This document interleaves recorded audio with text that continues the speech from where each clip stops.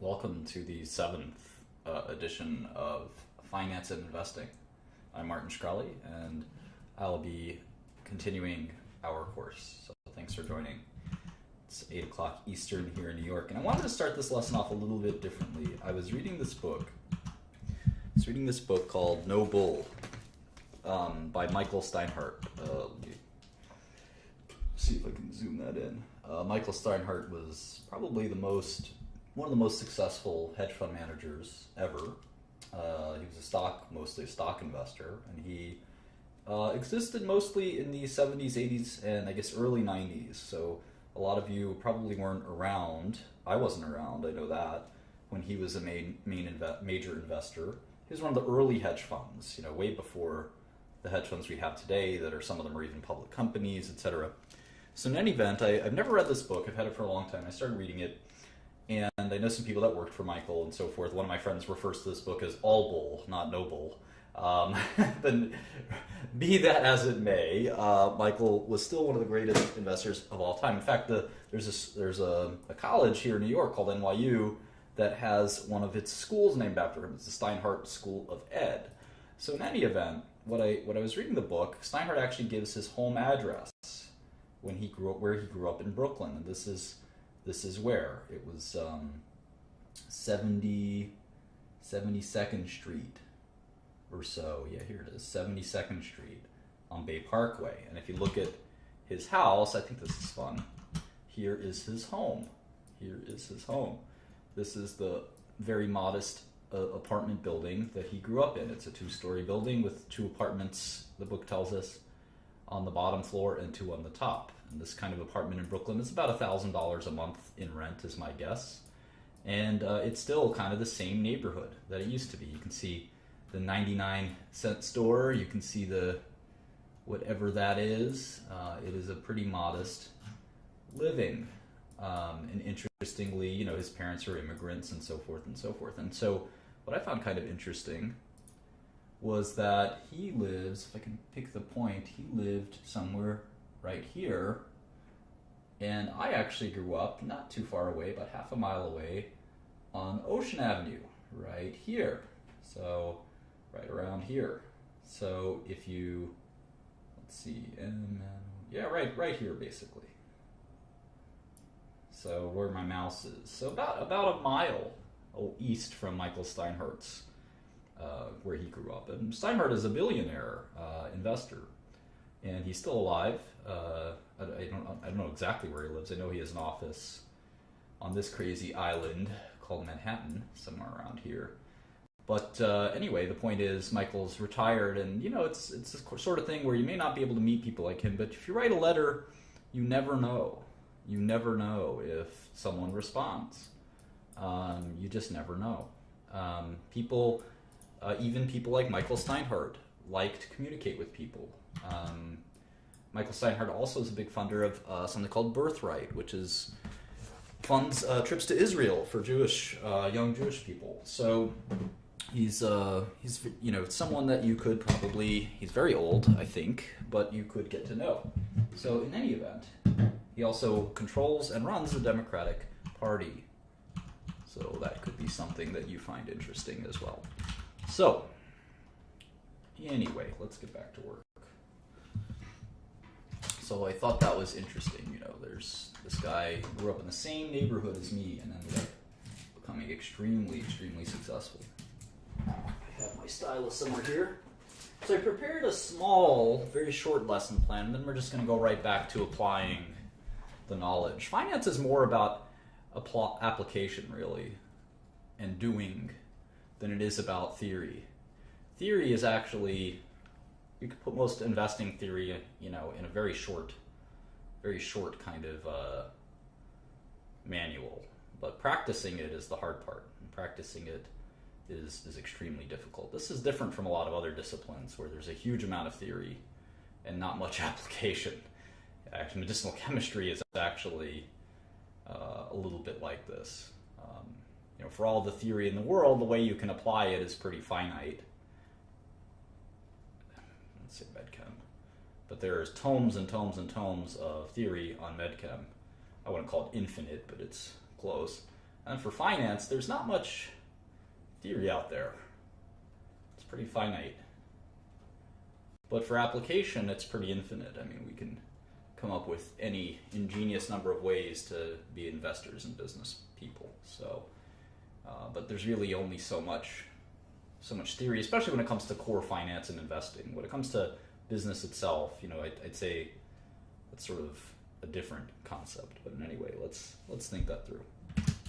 Anyway, so let me run through that lesson plan a little bit. So I've been using this kind of PowerPoint for 4 months, building it slowly. Haven't added much other than, I mentioned the Steinhardt book here, No Bull, which gives a good, a lot of these books, they don't teach you a lot, but some of them give you a good sense for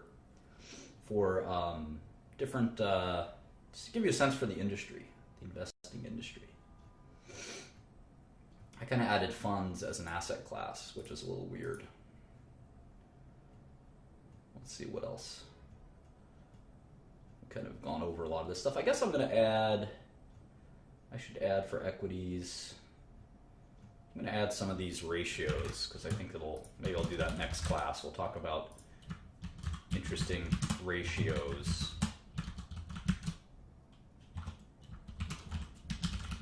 That I've learned over the years and what they mean exactly. We'll talk about that. So here I'm on the markets and portfolio section, which I just created recently, and we're going to talk more and more about actual markets. And we've talked about a bunch of this stuff. I added this section where I mentioned that there's no such thing as an investor who would prefer to wait years for his investment to work, even if that investor is a so-called long-term investor. I hear often people say, I want to wait years for my investment to work. That doesn't make any sense. You want your stocks to go up as soon as possible, as much as possible. That's sort of the nature of how the math works. Here's a sort of cool 2 slides I added. So I talked a little bit about portfolio monitoring here. And what I mean by this is typically we have a term in the industry you like to refer to as drawdown. Drawdown. And what drawdown is if you graph the results of your account, say this is your stock investing account, and let's say it's $2,000, and this is $10,000, and this is $20,000. Not exactly drawn the scale, but we'll give it a shot. You can experience a lot of volatility around here. Well, drawdown is the peak to trough amount. So if you do this peak to trough, you lost 80% or so. Now you recovered it. That's all you really care about at the end of the day. But the fact that you could lose 80% of your money in some period of time, it doesn't have to be a short period of time, it could be a long period of time, it suggests that there's some risk you took. And that's why drawdowns are a measure of risk. Now they're an actualized measure of risk. They don't actually tell you how much risk you're taking. And we're going to have that duality oftentimes. You have observed risk, which is actually tangible, right?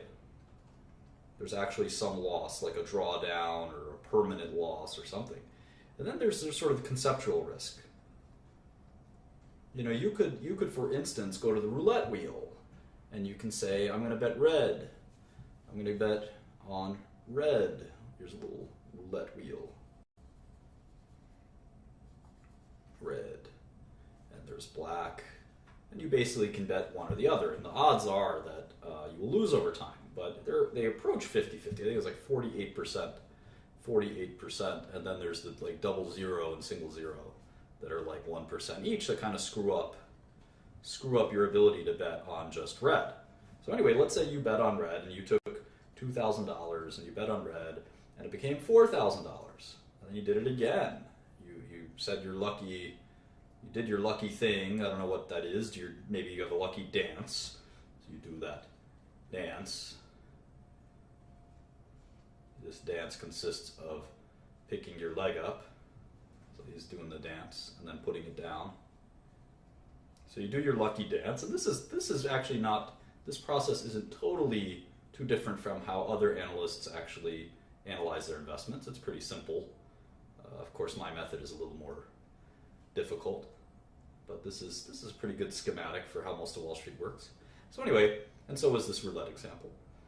So then you bet again, you go to 8,000, and you bet one more time, and you're at 16,000. And you say, okay, I bet red, and I got it 4 times in a row. That's 0.48 to the fourth, right? What are the odds of that happening? I think that's 0.48 to the fourth. So chance of winning is 48%, chance of winning twice, chance of winning 3 times. So there's a 5% chance that would happen, but it happened. You beat the odds. There's only a 5% chance of that happening. So the question is, did you take any risk? Well, obviously you did, but if we looked at just drawdowns, your graph would look like this. It would look pretty awesome. It would be not even a straight line, right? It would be almost logarithmic. And according to the drawdown theory, well, you never had a drawdown. But of course, if you did this one more time and it turned to black, you'd have 100% drawdown. 100% drawdown. So there are a lot of strategies. A good example in finance is writing premium. Writing premium tends to generate very smooth and good returns until volatility spikes and you lose all of your money. And this is what sometimes we call in the industry fat tail risk. And it comes from statistics where there's a probability distribution, PDF, and there's some asymptotic risk here that's like 4 sigma or 5 sigma that occurs and comes out of nowhere and crushes your portfolio. So anyway, the point is that drawdowns aren't a great measure of risk. They tell us something. They certainly tell us something, but there could be some real conceptual risk in the portfolio. Like if you wrote a contract, say you have a swap contract, and the swap contract pays you $1 on this $20,000 portfolio. It pays you $1 a year if, I don't know, let's say if IBM stays above 100. This is a swap, a custom swap contract that you made with Goldman Sachs, and Goldman Sachs said it's a deal. But if IBM falls below 100, Goldman pays you $1 a year if IBM is above 100. If IBM ever falls below 100, you pay Goldman Sachs $1 million.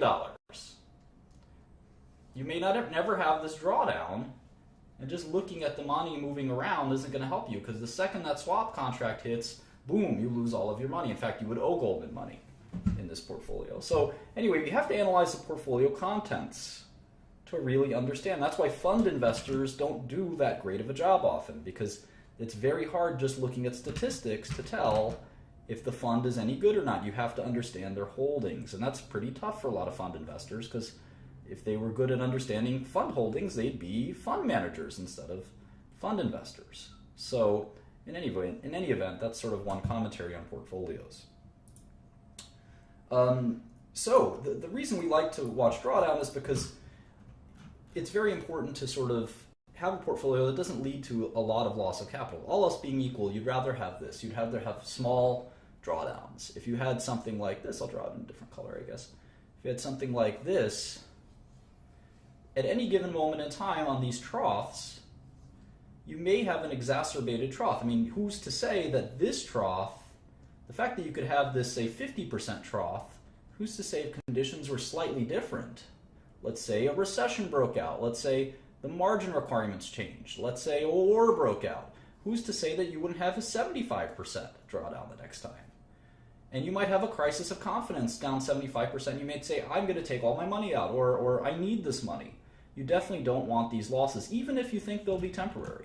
So you have to settle in your mind, what's the most I'm willing to lose? And I think 10 to 20% is a reasonable peak to trough drawdown before you start to dispose of your portfolio. You say, you know what, I'm going to reassess. Maybe I'll sell all my investments and I'll try again in 3 or 6 months. I have to diagnose what happened. Did I have bad luck? Did I take too much risk? What exactly happened? And I think that's a wise thing to do, is to come up with this number a priori, Latin, for ahead of time, not after the fact, not post hoc. You don't want to be in the middle of the drawdown, down 20%, and then say, gee, you know, let me just get a little bit more. I'll sell down 30%. Before you know it, you're down 80%. You don't do that. You have to have the rule and stick to the rule. And I find that helps quite a bit. And then you have the same thing for an individual stock, just one stock. You say, you know what, if I'm down 50% ever on a stock, I'm going to sell because I probably got it wrong. Now, some people double down. I know Warren Buffett's a big fan of doubling down. And you have to decide, are you the kind of investor that doubles down when you're losing money? Or are you the kind of investor that cuts their losses? And there's an age-old debate on which is the right thing to do. Nobody's really sure. Nobody's really sure. But one thing that's reasonable is a concentration rule. You say no investment will be, in my portfolio, no investment will be more than 10% of my capital. So that way I know that I can't lose more than 10%. And if you have this rule, your drawdowns will naturally be smaller. Your returns may also be smaller. But it doesn't guarantee you from having good returns or having low risk. You could have a lot of risk. In fact, the more positions that you have, this is kind of an interesting idea. Let's call number of positions NPOS, number of positions. As NPOS approaches infinity, and let's call this portfolio return PR, PR will approach the market return. That makes sense because the number of positions you have approaches infinity, the more your portfolio looks like an index. It looks like the S&P 500.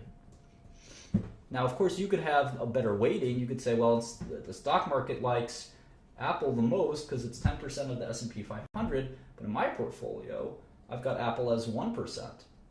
And I'm long alarms.com or whatever that stock was as 10%. So you can have different holdings that make your portfolio much different from the S&P, but anyway, there's a few ways to look at that.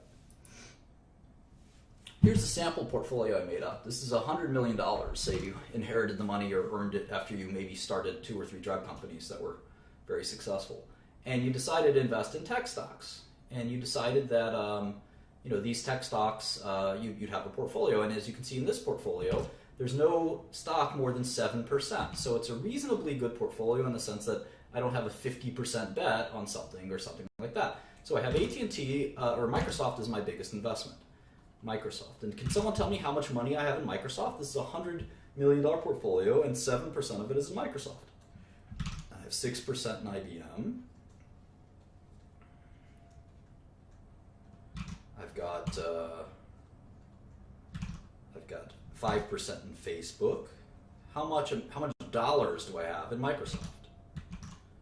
Oracle, I've got 5%. No, not 70,000, 7 million. I have $7 million in Microsoft. I have $6 million in IBM. And when I add it all up, these are my longs. These are stocks that I own and I'm betting will go up. The total I've got, according to this portfolio, is $44 million of stocks I own. $44,500,000. And the portfolio is $100 million. So my long, we call this long exposure. Long exposure is 44.5%, which I think is a good amount. The same thing applies on the short side. We have a bunch of stocks we're short. We're short AT&T, Apple, Amazon, etc. And there's about 45 million. The short exposure is 45%. So the total gross exposure, the gross exposure is the amount of money I have invested in the stock market. And that is, we express it as a percentage, it's 89.5% or $89 million. This could be 130% if we use leverage. We can have $130 million in the stock market, even though our account is only worth $100 million because we could easily borrow $30 million from our broker. I don't recommend leverage. The net exposure is close to zero. It's actually slightly negative, it's 0.5%. And I really like low net exposure because it means that if the market goes up, my longs and my shorts will, if the market goes up, my longs will go up, but my shorts will go up too. So I'll lose money. I'll lose money on my short stocks, but I'll make money probably on my long stocks. There might be a few lucky short stocks that actually go down even though the stock market's going up. They're always like that. But in general, most stocks will go up, and I'll probably lose money on my shorts. If you're a really good short seller, you make money on both. Now, if the market tanks, and it may do that soon, I'll lose money on my longs, but I'll make a ton of money in my shorts. And so that way, I'm covered no matter what happens to the stock market, because I can't really predict what's going to happen in the stock market, and I don't think the stock market goes up over long periods of time, so I like having a net exposure that's close to zero. Because there's plenty of companies out there that I know are worthless, so I have plenty of options to choose from on the shorts. So in any event, that's sort of the way I look at the stock market and portfolios and stuff like that. So I'll save this, and you're happy to open that file. It's in the share drive. I put all of these files in the share drive. I recently uploaded all of our models. But the key to coming up with a good portfolio is coming up with good stock picks. And it's easier said than done. And you can see that it's a painstaking amount of work, and I'm showing you how to do it, and it's slow and it's tedious, but you know what? I think it's not such a bad thing to do it this way. So anyway, let's look at Alphabet, which I guess is Google. And I can go ahead and go to the SEC website. Now I know they're now kind of going through. Coke Zero is asking, is there a reason the size of your short position is the same as your longs? Coke Zero is one of my favorites here. He's probably a key part of our chat. Well, I think if you have really good short selling ability, you're not taking excess risk by shorting a stock that is a large percentage of your portfolio. I know the common knowledge is not to do that, but I don't think that's accurate, and the reasons for that are kind of intense and maybe not a good idea to go through right here. So anyway, Google is not going to report earnings anymore. Alphabet is the new company. So we're going to have to sort of change these models around a little bit. So let's see. Google is still the stock. It's $725 dollars a share. Now what's really important is just because it has the highest stock price of all does not, as you can see, does not mean it's the most valuable company. Apple is much more valuable. I remember my dad used to think that just because the stock price is higher, that means the company is more valuable than another company. And what did my dad not know? My dad's a great guy, but he might not be a stock market genius. What was he missing? What was he missing?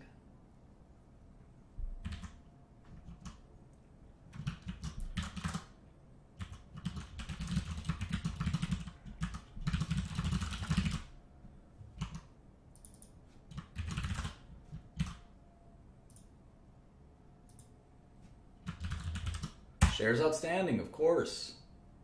You could have more shares outstanding, so the price doesn't matter. I could start a new drug company tomorrow, and I'm sure I could get some investors, and I could say, you know what? We're only going to have 10 shares. This whole company is going to have 10 shares, and each share is $10 million. So the market cap of my company is $100 million, and that's nice. That's a good amount of money. But, and each share is $10 million, and my Google's only $725 a share, but it doesn't really matter because they have almost 1 billion shares outstanding. I only have 10. So you really have to think about it a little bit more than that. All right. So notwithstanding this idea that Google will be, this is the last 10K they'll ever file as Google, and they're changing everything to Alphabet and this and that, let's still take a look. And we can see they have all these kind of complicated shares outstanding. It's a pain in the neck. Looks like 292, 50, and 345. Class A, Class B, and Class C. And we don't have to worry too much about what does that mean, Class A, Class B, and Class C. They're just slightly different versions of common stock. They're all common stock, though, at the end of the day. They probably have different voting rights.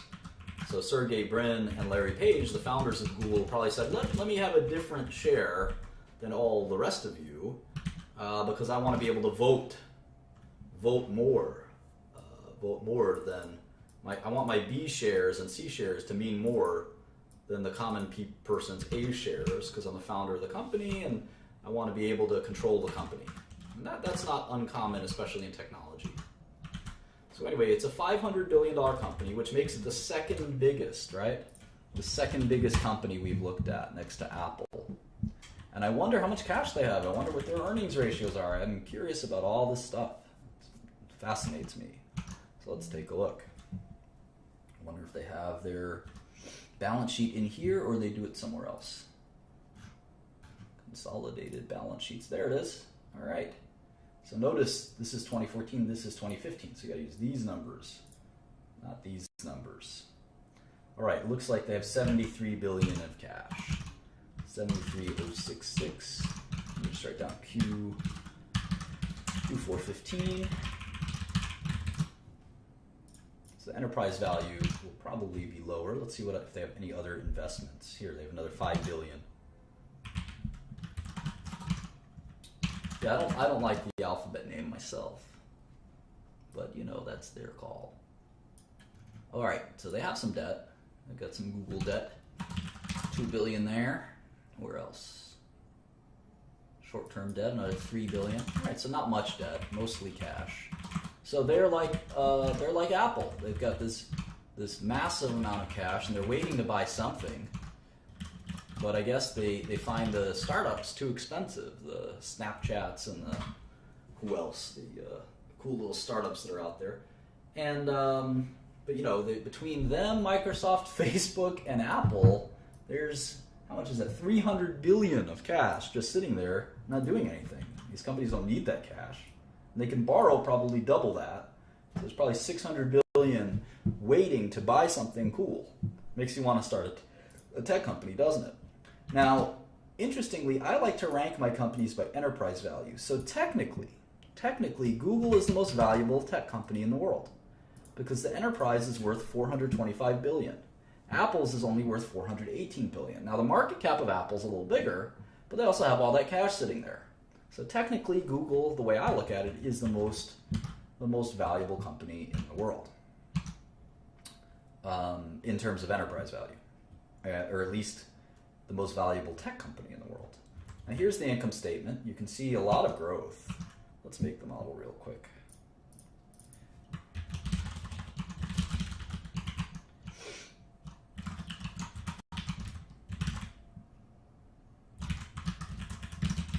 You can see a ton of growth. Revenue went from 55 billion to 66 billion to 74 billion. And those are all ads.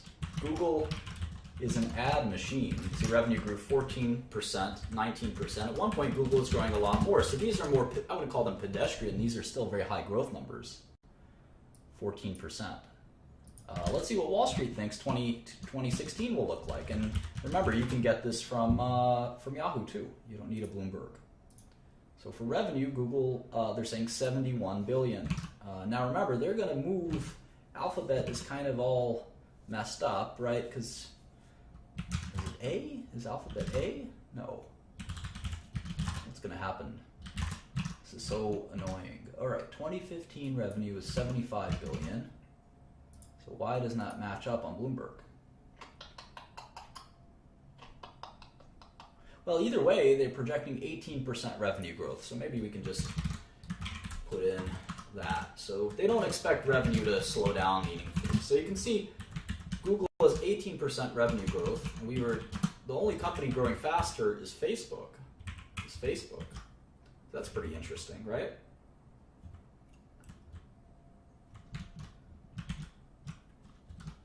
So let's keep going here.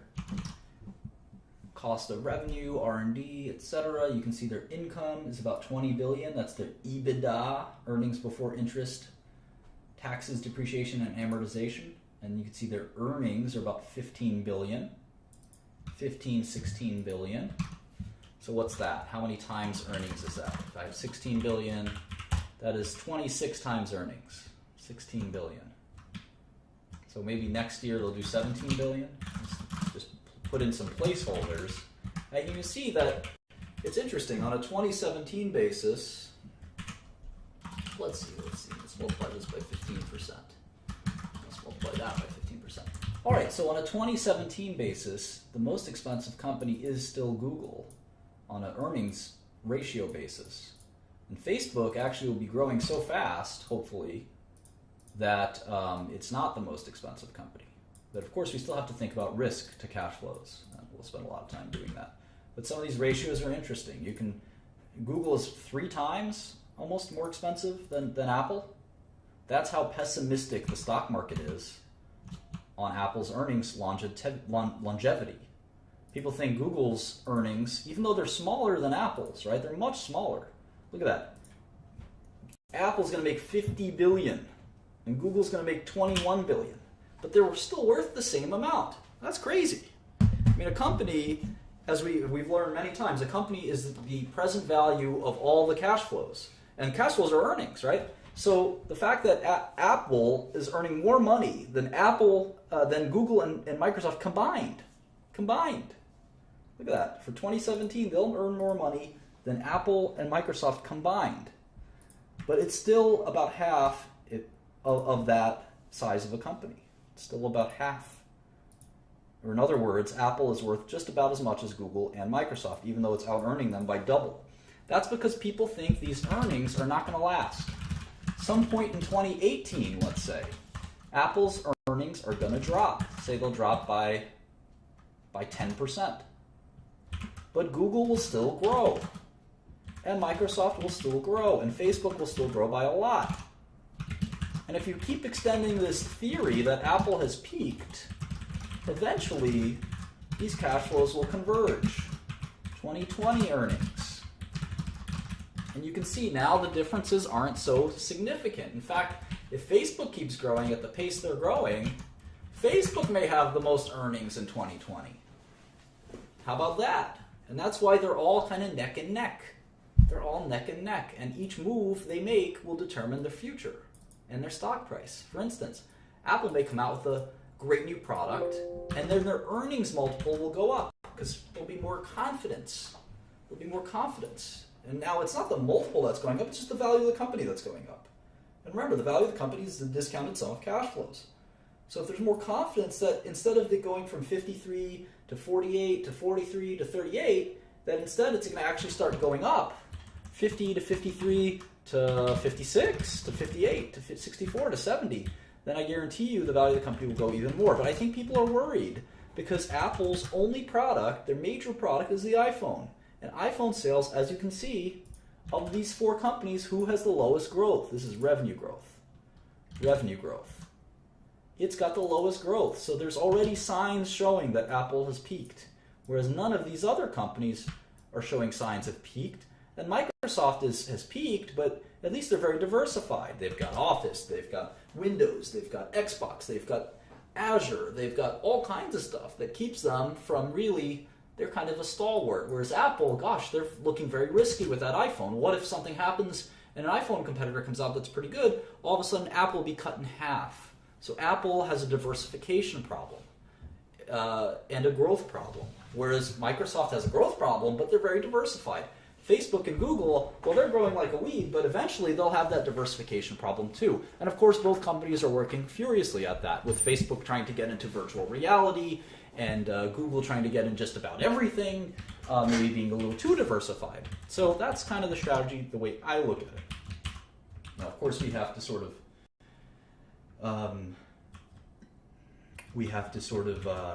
go into all of this in more detail, and we learn about their business model when we do that, right? That's the cool thing, going through these numbers. Now you can see their cash flow is actually a little bit better. Well, I don't know. If you exclude the D&A, it's about equal to net income, as the quick eyeball will tell us. And so the best way to do the annuals, as I've told you a few times, is to actually go to the 8K.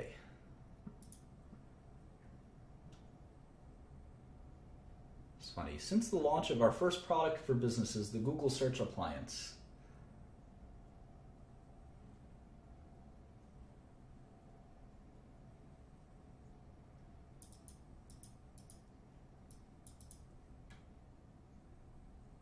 Bebop.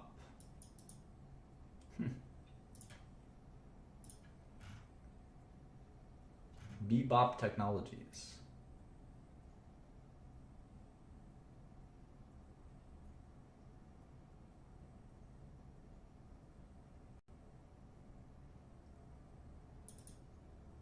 John Doerr will replace Diane on the audit committee. John Doerr is a legendary Silicon Valley venture capitalist. All right, so here's the 8K. So weird. Here's the third quarter, but I don't see the Q4 8K. What a pain. What a pain. I'll tell you what, maybe I'll go to Google Investor Relations. Sometimes that'll help. Alphabet Investor Relations. I like their website, abc.xyz. It's kind of funny, isn't it?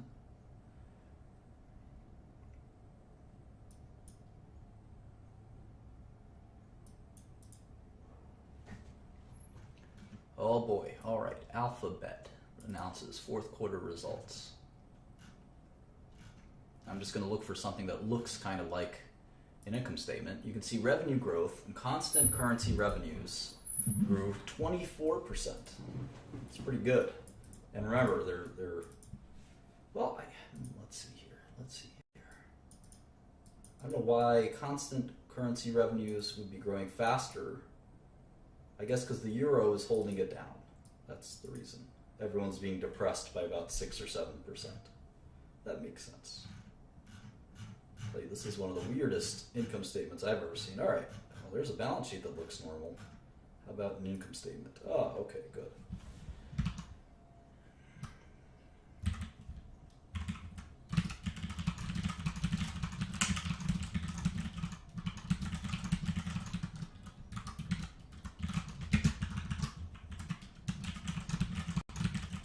All right, let's do this.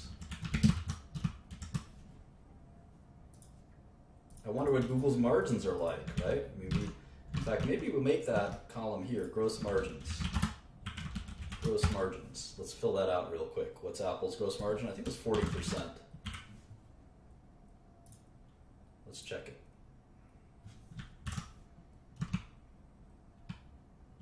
Gross margin, 40%. How about Microsoft? And the links just help you open this stuff so much faster. Looks like 63% or so. How about Facebook? I think that was in the 80s.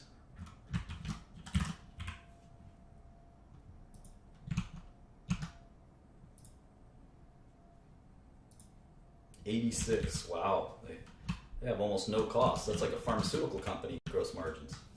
Crazy. But IBM is really low gross margins, if I recall correctly. Oh, maybe not that low, 52 or 50. 50-50. So Apple's got the lowest gross margins, and that's not uncommon because they're a hardware company. Hardware companies, you got to actually make stuff, right? Whereas IBM, Microsoft, Facebook, you're selling software, and there's actually no stuff to sell. It's all electronic. So anyway, let's look at Google. 21,329 revenues. They do the revenue, the columns backwards, right? Usually you have 2015 here and 2014 here, so it's a little backwards. All right, so gross margin is 62% for Google. 62%. That means for every dollar of goods they sell, they have 62 cents of profit. That's almost the same as Microsoft. You can see these are all pretty high margin companies. Even Apple, for a hardware company, 40% isn't bad. All right, so there's cost of goods sold, gross profit. Now, of course, our favorite lines. You can see every company in America has got the same kind of lines. Research and development, sales and marketing, general administrative, research and development, your new products. Even retail companies have product development costs. Obviously, something like a retailer or a restaurant company is not going to have research and development. McDonald's doesn't have research and development, or at least they don't have much of it. Sales and marketing is a more important line for a lot of companies, and general administrative is just their workforce. These, in total, we call these operating costs. When you subtract that from gross margin, we call that operating profit. When you subtract it from gross profit. and we can actually get the operating margin, which is pretty important. Operating margin. And that's just operating profit divided by revenue. You can see it's about 30%. And so I'm going to make that as a column. Google's operating margin is 30%. I wonder what Microsoft's or Apple's is. Apple is about 30% as well. How about Microsoft and Facebook? You can think of operating margin as what's left over after all of your business costs are deducted. So for Microsoft, it's 28 cents on the dollar. So 28 cents of revenue. You can see that all of these businesses have roughly the same margin. After the $1 revenue comes in, they have about 30 cents left after all of their business costs are deducted. Facebook, let's see Facebook. There's not even a line. Operating margin. It's a little higher, at least in that quarter. Wow, 57%. Facebook's really, really profitable.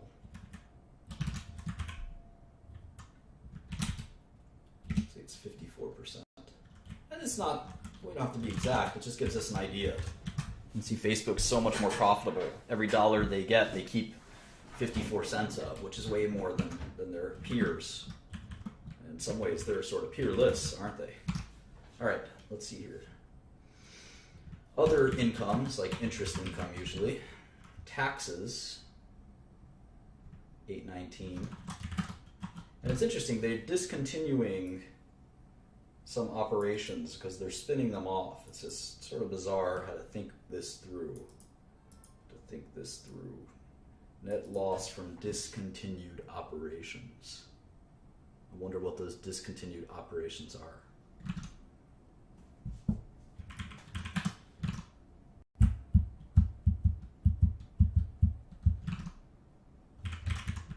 And I'm sort of mixing and matching the years, so that's why there's errors here. Let's do this again. 1572. Again, they have this sort of backwards 2014, 2015. It's a little annoying. Much better. 4923. How many shares outstanding? They don't want to tell us. Fine. I don't need EPS anyway. I focus on net income.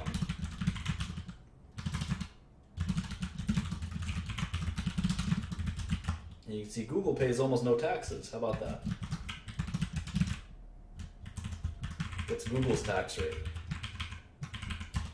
5%. Holy moly. That's the lowest tax rate I've seen. Google don't like to pay taxes, do they? 5%. Holy moly. Let's do this for Q4 14. 18103, 6921, 15.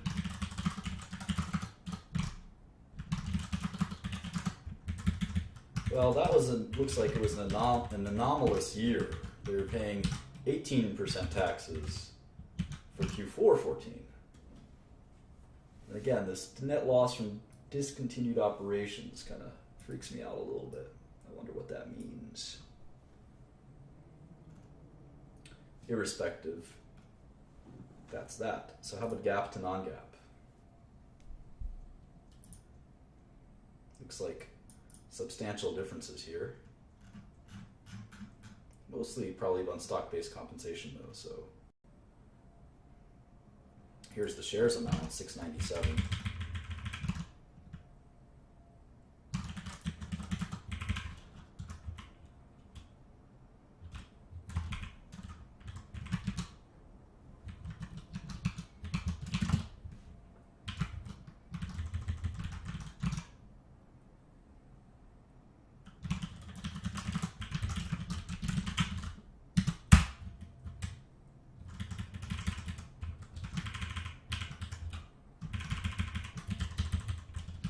All right, so revenue last quarter grew 18%, so really healthy growth, especially if you look at local currencies. My guess is revenue is in the 20% growth. So Google is still growing like a weed, which is somewhat surprising given how much revenue they've got. And if you really want to really complete this chart, you don't want to make it too crazy, but maybe you could put in 2016 revenue. 2016 revenue. And for Google, we're expecting 88 billion. 88,487. I'd be curious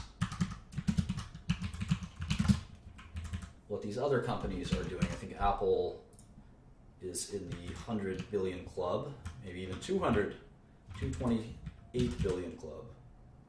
Jeez. More revenue than anyone.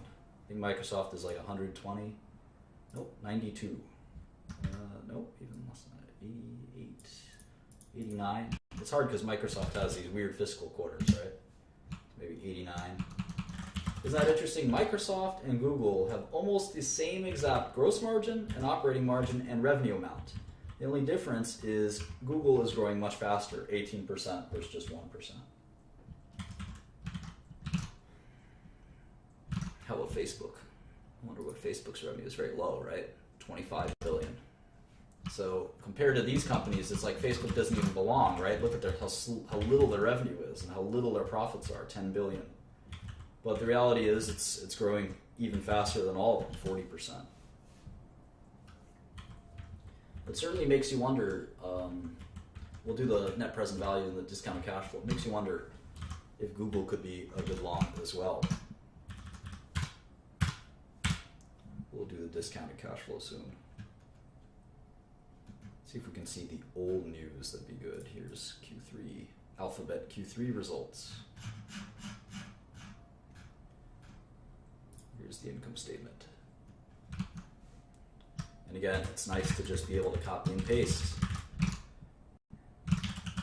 And the results kind of fall off your fingers very simply. Now Google is an ad company, so there's going to be a lot of interesting, that's very different from the other companies we've looked at, save maybe for Facebook. So one of the things we can do that's kind of fun, I think it's going to be a lot of fun actually, is we're actually going to combine Google's and Facebook's results to get sort of an ad industry model. And I think you're going to find that entertaining.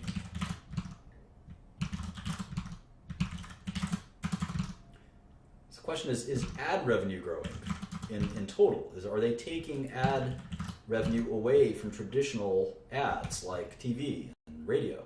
Obviously the answer is yes, but the question is how much, and at what point have they cannibalized the entire ad system? Or are there going to even be TV ads anymore? It's a serious question, right? Let's move this up here, kind of like revenue first, gross margin second. So down here I'm going to put Google revenue, Facebook revenue, and then I'm going to pick some advertising companies. Who's the biggest advertising companies? Oh, Bloomberg should be able to tell us, right? Let's take a look. Sectors. How about this? Advertising. No? No? Advertising. It's hard to figure out who sells ads exactly, right? WPP and Omnicom are the two big ones I know.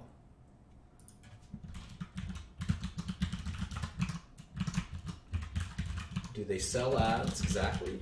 I have to decide.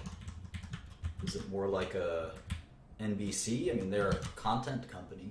Comcast? How do we think about it? How do we think about it? Maybe radio companies? I don't know. We'll have to think about it. Let's try this. Global advertising revenue. Global advertising revenue.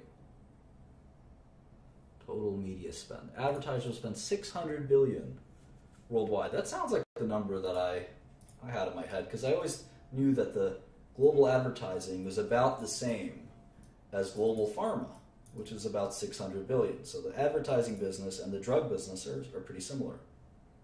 They're pretty similar. So if I did 600 billion, we can see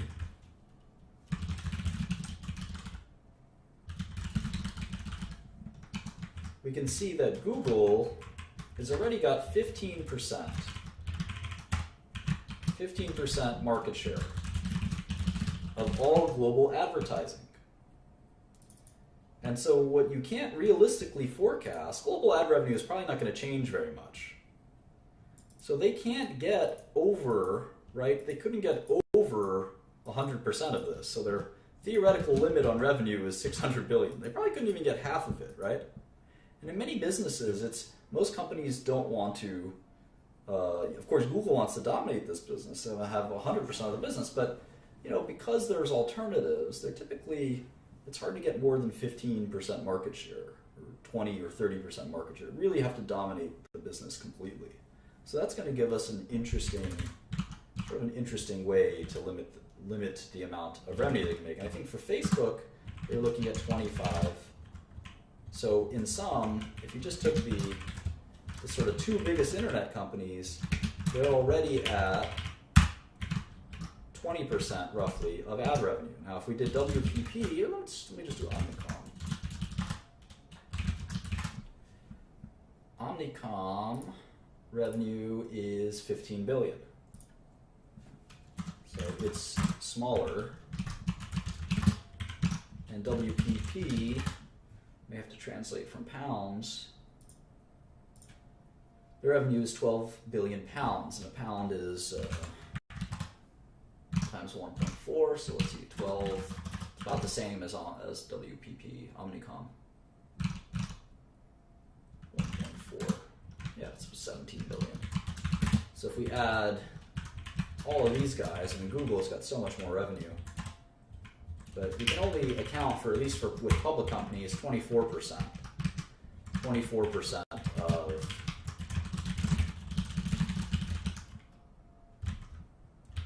24% of the global advertising industry. Obviously, there's going to be other ad makers and ad sellers are going to try to put them in our model and track them over time, because eventually the fact that Google and Facebook have so much share already, right? It's sort of going to hurt them in their ability to expand more, unless the ad business itself expands. Unless advertising spending in general expands, it's going to be hard for them to cannibalize all of the revenue from WPP and Omnicom and other ad companies, which we'll kind of look into.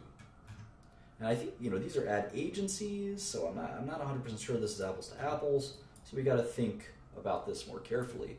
But that being said, let's just sort of leave it at that. We'll look into it. But that's sort of to, as we think about how are we going to forecast Google accurately, we can't just say, all right, well, last quarter they grew 18%, so next quarter they'll probably grow 18%. Well, that might work for a quarter or two. What about next 5 to 10 years? That's not going to work for 5 or 10 years. We need some more substance to sort of decide how big is their opportunity? How much more can they grow? Is it pricing? What is it? Now, you could argue that internet ads are much more efficient than old ads, because you know exactly who you can target your ads more carefully. So maybe the ad market is going to expand because of that, but maybe it's already expanded. Maybe it'll expand forever. Maybe it won't. Because remember, there's going to be other companies. What are the other big companies? Yahoo. What's Yahoo's revenue? Yahoo's almost all ads revenue, I believe. So what's Yahoo? Yahoo is a measly 3 billion, but it's something. Who else? Who else is a big internet advertiser? We can go here, right? Well, certainly Baidu.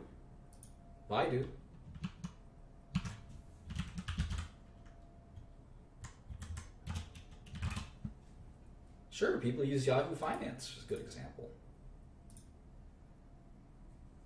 CNY.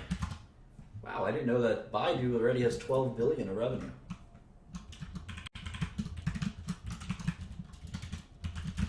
People use Yahoo Mail. People use all kinds of things. I know Microsoft has a bunch of ad revenue, and we can actually, at one point, Microsoft even disclosed how much they have, so we can actually look at that. It's roughly 12 billion for Baidu. All right, so it looks like these internet guys we're tracking, internet share, it's about 22%. 22%. Just these 4 companies. There's more companies than that. There's way more companies than that. So if we add all this up,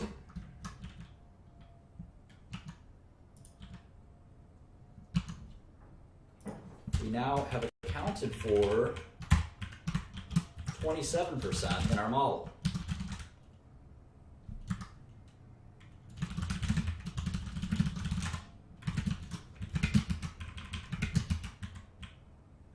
And I'm sure we can do that with a few more additions. But obviously, as we get lower and lower on this list, there's going to be lower and lower revenue. So it really is a Google and Facebook dominated ad world. Twitter? What about Twitter? Twitter's all revenue. We'll pay for Twitter, right? Twitter, 3 billion. Even less than Yahoo, but it's growing.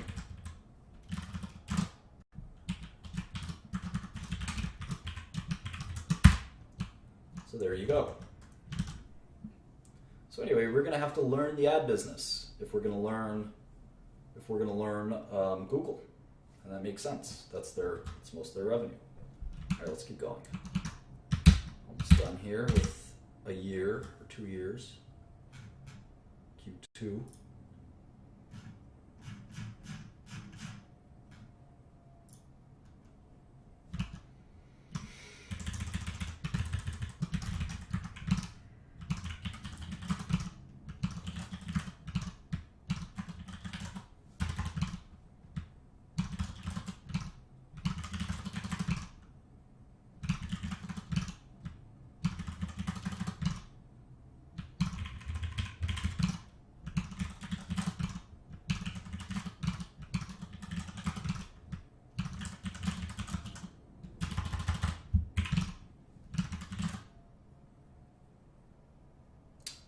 Huh, did I just overwrite this? I shouldn't have done that.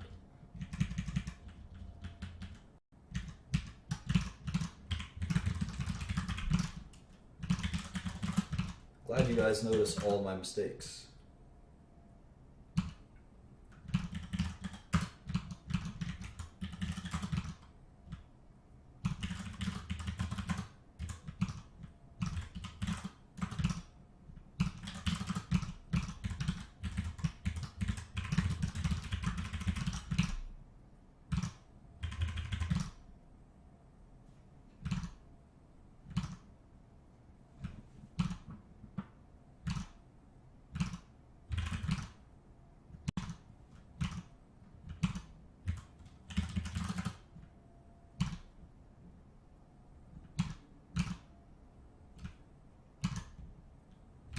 Great.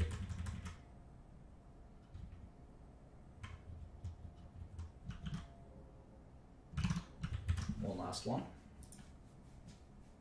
And you get to learn each company's way of doing this. You can see that this is how Google does it. So every quarter we got to go to this crappy website. Ironic, considering it's the best internet company in the world.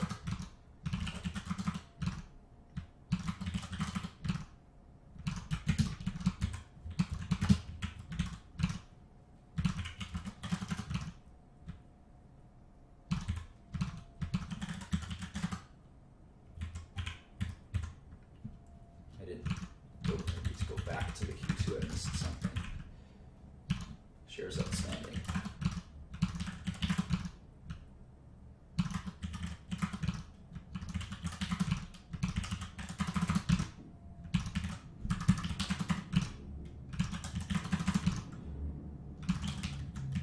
All right. Let me just go back and quickly get that last number I missed.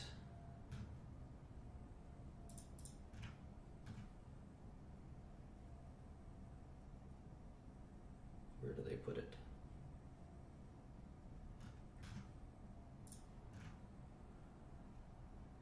How frustrating.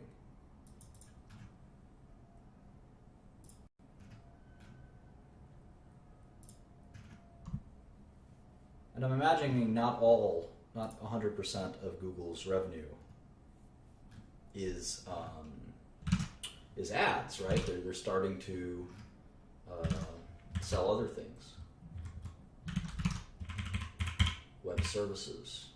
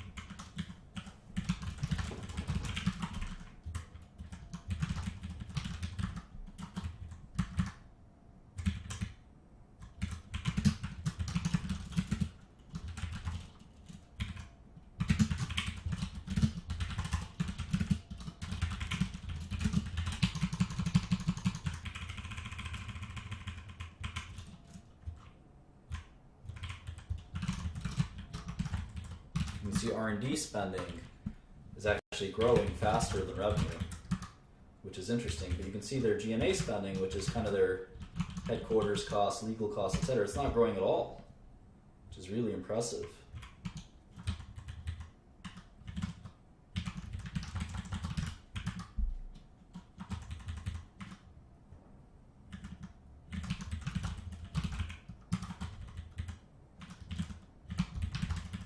They're spending a lot of their money on those advanced projects, or whatever it is.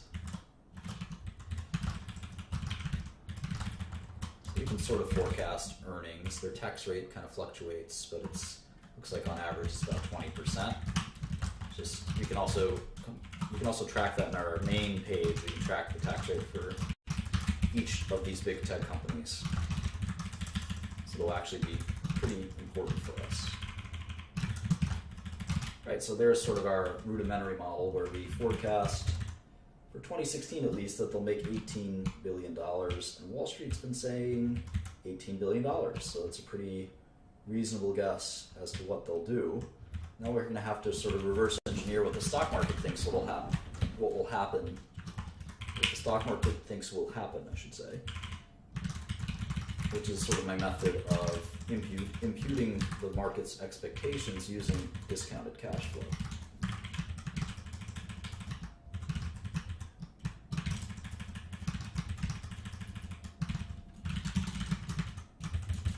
So let's see, if Google grows, say 10% for some odd amount of time, and we assume that global advertising revenue doesn't really grow because these big things like this don't typically grow. Like farmer revenue hasn't grown that much, is a good example.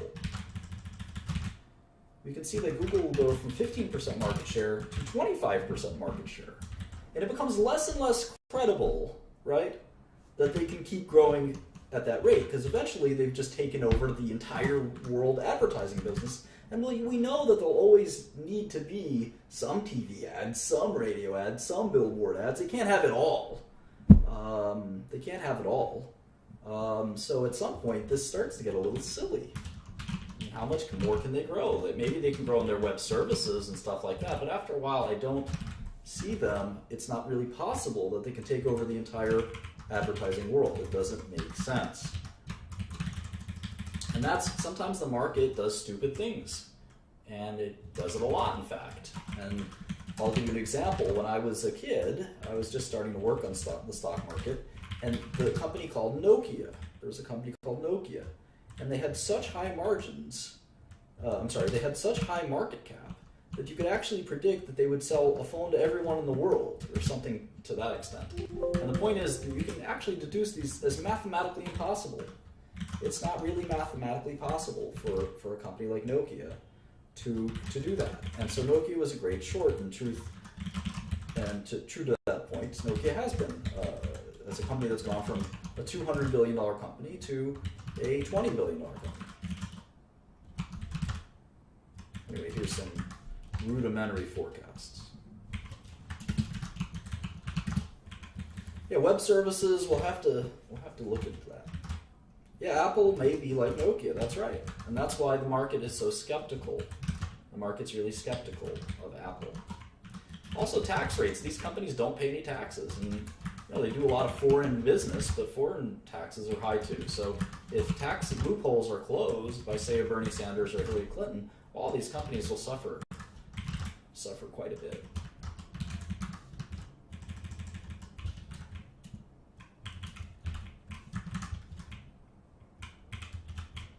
Now, one argument is that Google doesn't really have to spend on R&D, and that this R&D should be cut to reflect the fact that they're spending on this R&D to generate more revenue. And if I'm penalizing them for R&D, I probably shouldn't be doing that, right? And we'll talk about that dynamic quite a bit. In all of finance, that's a really important dynamic. So let's assume at maturity they drop, and let's assume their discount rate is something in between.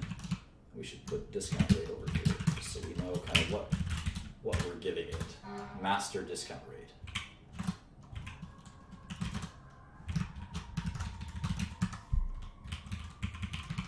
So let's assume it's 6%. Actually, I could just link it like this. So now we can get an NPV.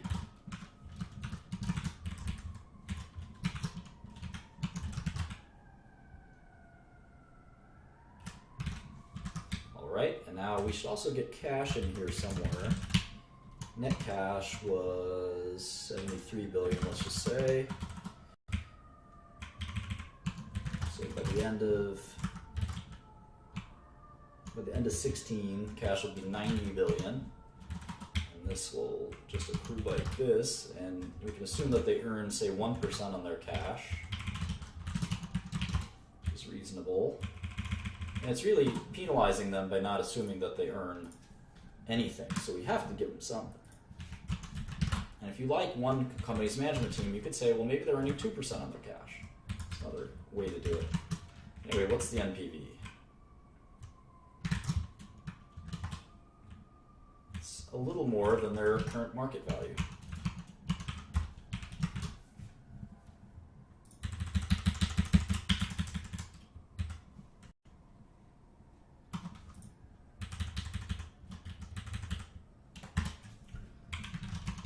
Excel has this bug where sometimes if you calculate numbers, it resets it to 10 decimal points. I got to call Bill Gates and tell him to fix that. All right, so we get about 1147 versus the current stock price of 725, which is a nice return, 58%. 58% return. That's also assuming they can grow this revenue. It's pretty modest assumptions, but I guess the bigger question is, can they hold it? Can they hold it over time? Not so much are they there, they're there, but the question is, will they shrink? So if I wanted to reverse engineer this until I get the market's expectations, let me do that. What if they start shrinking? Well, then I get roughly the current market price. They started to shrink.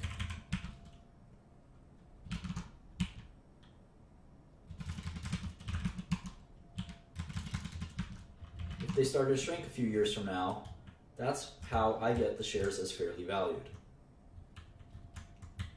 And they peaked at 17 or 18% of all global ad revenue. And who knows, maybe we'll stop Googling things in 2020 or 2030. I mean, did you ever think of that? There's probably a pretty good risk that we'll stop Googling things. There's a decent chance. Maybe the discount rate should be higher. It's 6% here. What are we saying for Apple? Apple should be like 7%. Oh wow, we got 5% for Apple. Wow, if we put 7% in there, then the shares will go down. I definitely think Google is less risky than Apple, but maybe not. I don't know. Microsoft should be like 5%, right? Yeah, 5% sounds good. Facebook should be the highest. It should be like 10% discount rate, I think. 8%, right? As long as it's the highest. We should put our fair value, right? Fair value.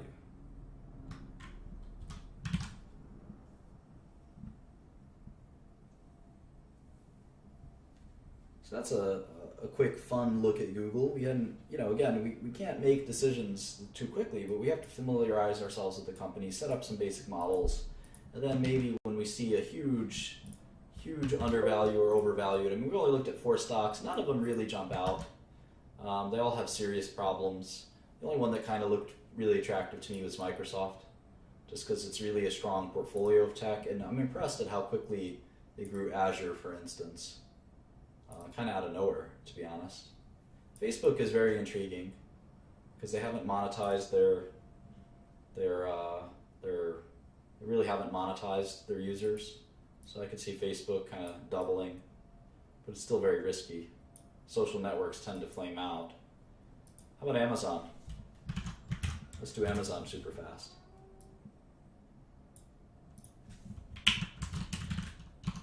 Yeah, I don't think the WACC is a good way to do it. I think you should just come up with your own discount rate. Amazon, $559.47 a share.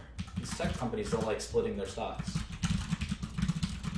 You're trying to be like Buffett, but you ain't.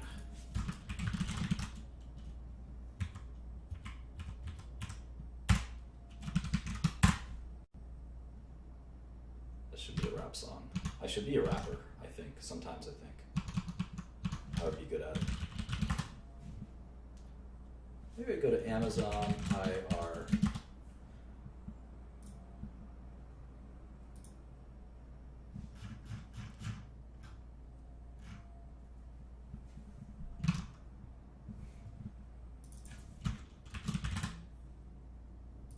Weighted average cost of capital.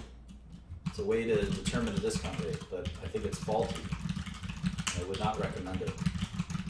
The concepts that arise from WACC or WACC it's a good sort of conceptually, but it uses beta, which I think is not really a good way to do it.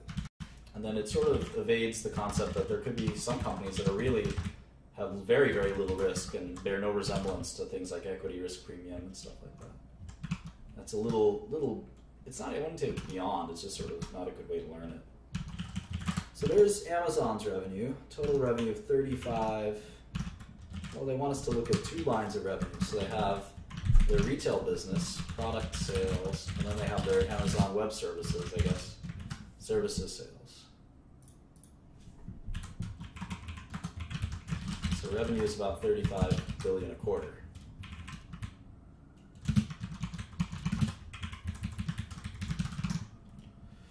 Cost of sales. So a retailer has low margins, right? Fulfillment. Marketing.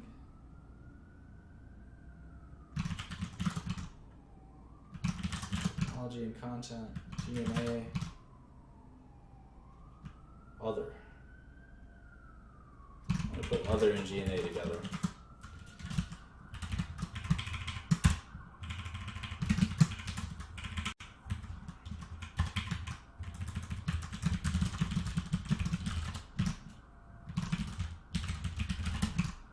Fulfillment.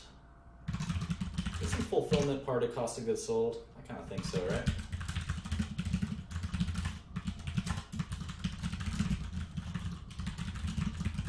Should I put it in as part of cost of goods sold? I think so. Either way, you can see Amazon is almost, unlike these other tech companies, are barely profitable. And this is going to be the really interesting dynamic, you'll see. I think we should put fulfillment as part of cost of goods sold, because it's sort of shipping is a cost.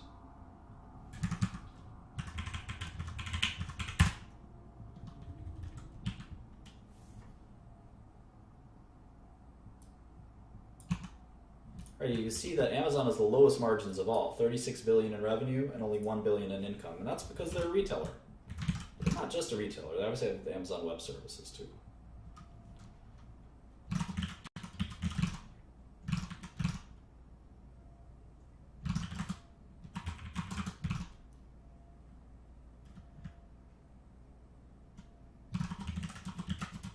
Look how much taxes they pay. It's insane, huh? At least for this quarter. 49%. That's more like a normal tax rate for a person. Companies are people too, right, guys?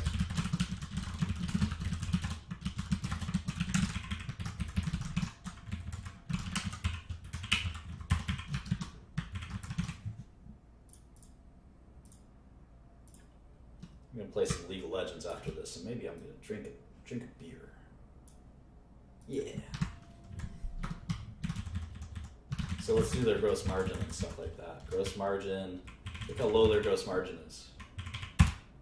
19%, that's actually not terrible for a retailer. It's about average.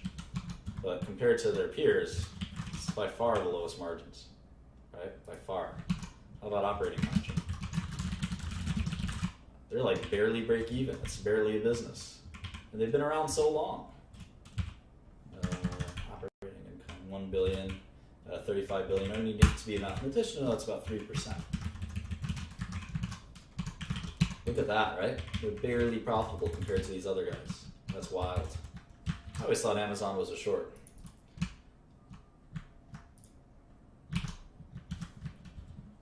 We'll look at the balance sheet in a second. How about last quarter?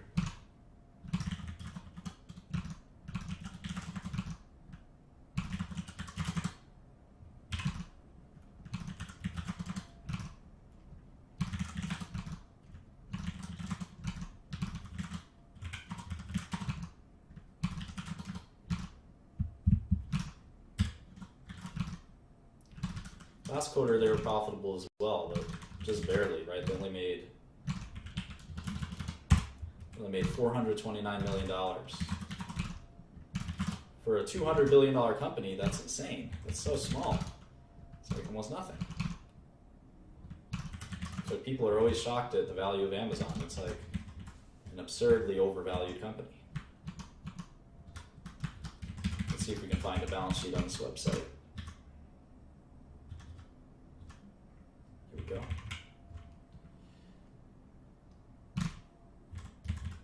Cash.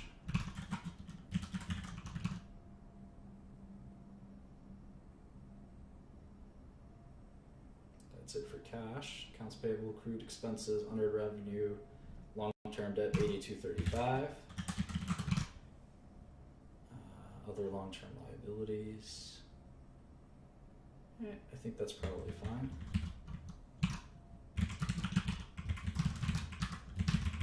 How about shares?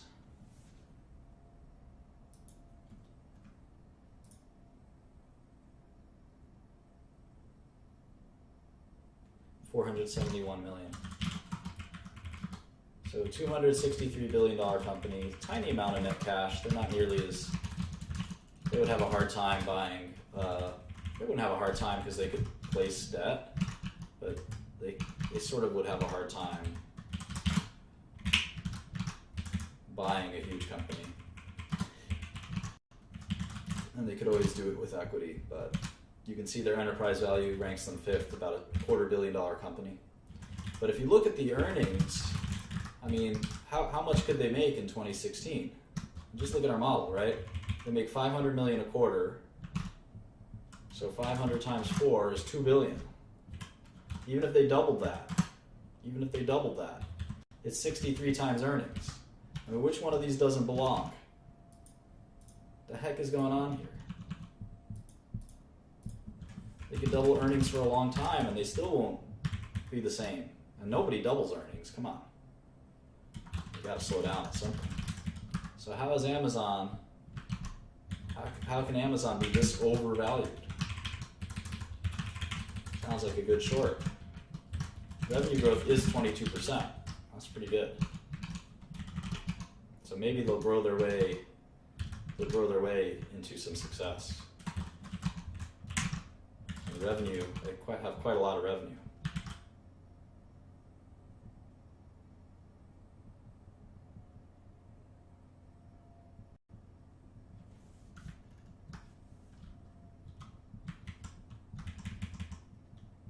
So we got to think pretty hard about Amazon.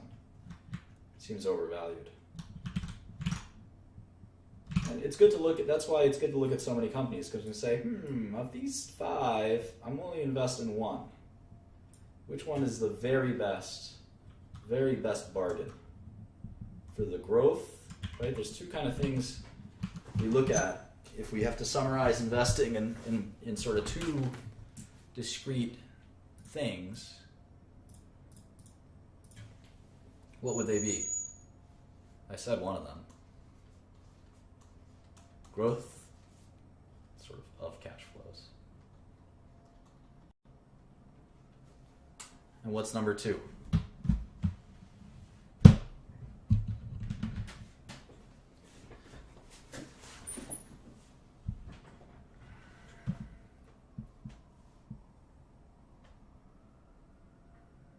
No, not value.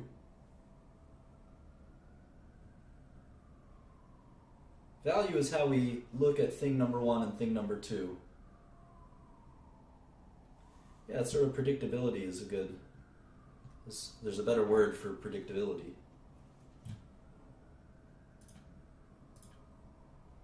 Risk, good. Risk. Growth and risk. Growth of the cash flows and risk to the cash flows is how we calculate. We use this to calculate let me just start over. Calculate value. And obviously we don't know these things for certain, right? We don't know what the growth of a company will be. It's hard to tell. It's really hard to tell. We don't know what the risk is. It's really hard to predict risk. I don't know if we'll be using Google in 2020 or 2025 or 2030. For all I know, we'll be using Google even more. I don't know. It's hard to tell. But sometimes the market gives you such lopsided options, such lopsided opportunities, where it says, I'm going to say that both at certain stock prices, say if IBM, or let's pick Microsoft. If Microsoft's at $51, which is 14 times earnings, the enterprise value to buy the whole company is $333 billion, and the earnings is about $24 billion. Let's say for whatever reason Microsoft stock drops to $100 billion. You will have an unprecedented opportunity to buy the shares, assuming no change has occurred in their business. Now, obviously, if the stock dropped 75%, there'd be a reason. It's usually because the earnings, there'd be something that was impacting the earnings. The earnings would drop. But let's say this was a special situation where you had an option to buy Microsoft stock at 60-70% off, 66 to 75% off. This would be an unprecedented opportunity. You would get your money back in 5 years. And every year after that would be what? It'd be free. Free cash for you. So you put down $100 billion, and let's say you don't have $100 billion, practically nobody does. So it'd have to be 0.000001% or something like that of $100 billion. Let's say you bought it for $1 million. $1 million. Well, your share, it would pay you back $250,000 a year, the earnings of the company. So after 4 years, it's not even 5 times earnings, 4 times earnings. After 5 years, in 2020, you hope that Microsoft is still making that $250,000. And we know from annuities that $250,000 a year divided by a discount rate, and we calculated Microsoft discount rate at 5%. So divide that by 0.05. What is that?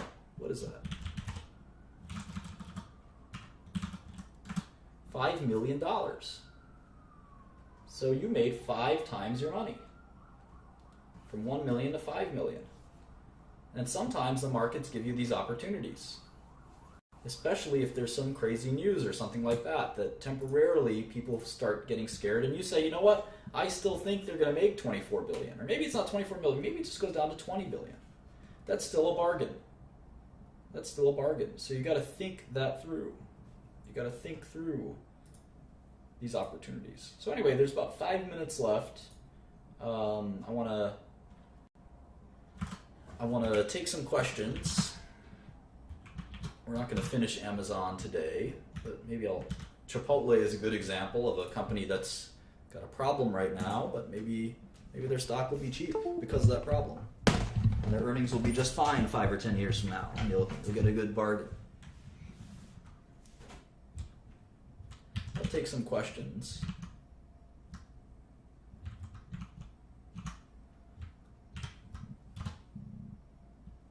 If you have questions, and then these are silly questions. Here's a good question. What is the difference between basic and diluted shares? This is a good one. Are you a double downer? That's a good question too. These are a couple of good questions. Some of these are silly questions. Some of these questions belong on Sesame Street. All right, let's see. All right. So the first question is, what's the difference between basic shares and diluted shares? Basic shares outstanding and diluted shares outstanding. This is pretty simple. So basically, no pun intended, the basic shares outstanding are the ones that are not subject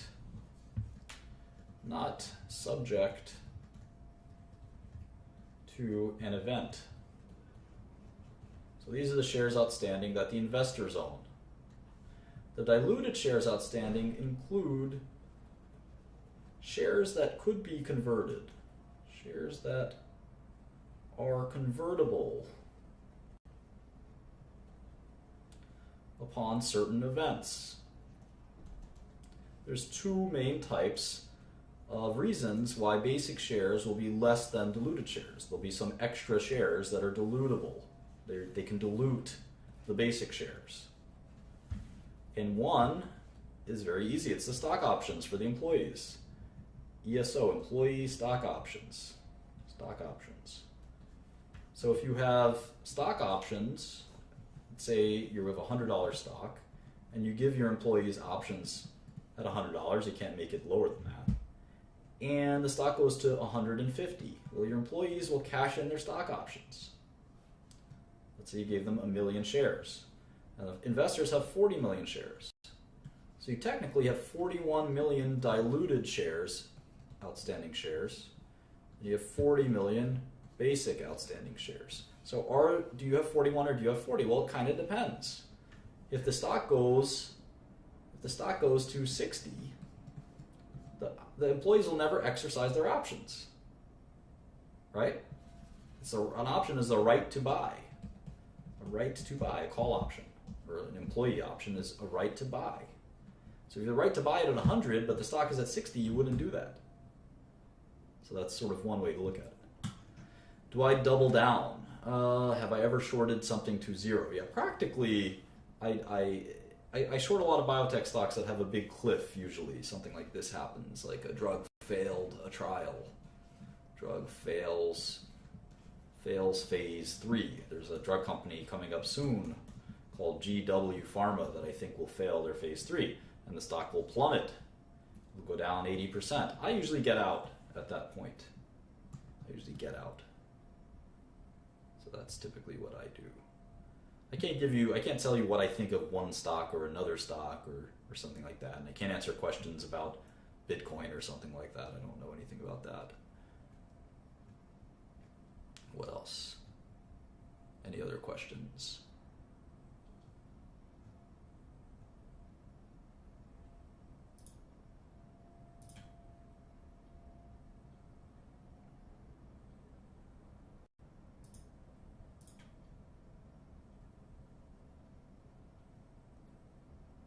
I don't know why Amazon trades at such a high PE. I think we'll find out. I think people think that they could raise their prices. Something I know a little bit about. That they can get better margins. So right now they're kind of getting their customers hooked, but eventually they can raise their prices. Why do companies divide their shares? A lot of companies don't do it anymore, as you can see. So some companies you have 800 million shares outstanding. And if it's $100 a share, well, that's 80 billion market cap. And at about 100, a lot of companies like to split their stock. Stock split. So what they do is they say, for every share you've got, you get another one. So now there's 1.6 billion shares, or 1,600 million. But now the stock's at 50. It's the same market cap. And the idea is that it makes it a little easier for people to trade in 50 increments instead of, if the stock were to go up, $200 or $725 a share if you're Google. $725 a share. So if you wanted one share, it's $725. And that's a big increment to trade in. Now, this is Wall Street. You know, we deal with large amounts of money, so it really doesn't make a difference. But for your tiny account, if you have $5,000, it's pretty hard to buy. You can't buy half a share of something, so that's kind of why we do that. Yeah, so Alex is asking a good question on gap versus non-gap. Yeah, absolutely. I did that just because we were stressed for time. If you do a model, it should be all of one or all of the other. So I'm glad you caught that. We'll fix that later.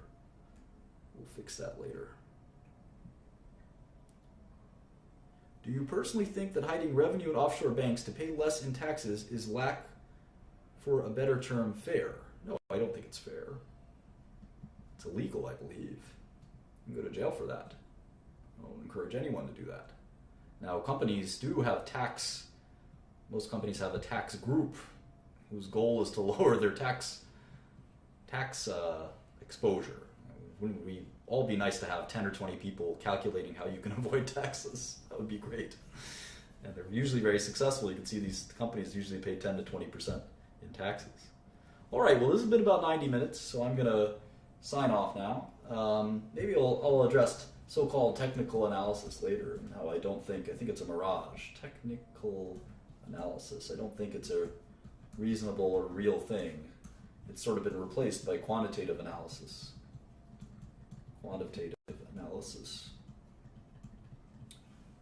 So maybe I'll talk about that next session. That gives me a good thing to talk about.